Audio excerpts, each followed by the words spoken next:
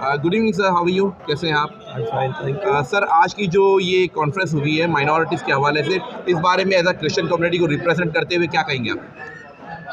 असल में बात यह है कि मुझे सिर्फ कल ही इतला दिया गया, तो ना कोई एजेंडा ना ऊपर कुछ लिखा था, सिर्फ जो स्क्रीन पे भी लिखा था minorities conference for human rights.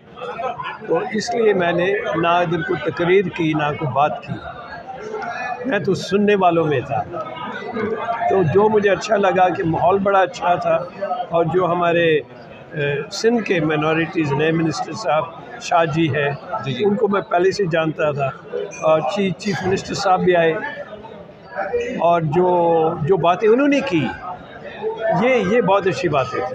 हमें यकीन दिलाना कि आइन के बारे में जो उन्होंने सब कुछ समझाया है। जी सर, कोई ऐसा मैसेज जो आप सीएम साहब को देना चाह रहे हो? सीएम साहब को मैं यही कहूँगा कि जैसे आज का programme, it should be better organised, इसमें थोड़ा ऑर्गेनाइजेशन हो। जैसे स्टेज पे मुझे अचानक बुलाया गया, तो इसी तरह तमाम माइनॉरिटी ग्रुप्स के लीडर को स्टेज पे होना चाहिए। मैं क्रिश्चियन कम्युनिटी को मैं उधर अकेला, और मैं हूँ भी रिटायर्ड बिशप।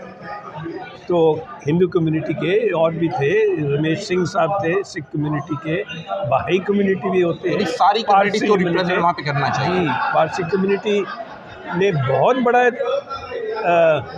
अपना किरदार पेश किया है कराची को बिल्डअप करने के लिए, बल्कि पाकिस्तान में।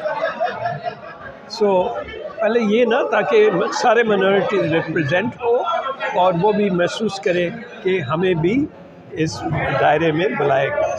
Thank you sir, thank you very much.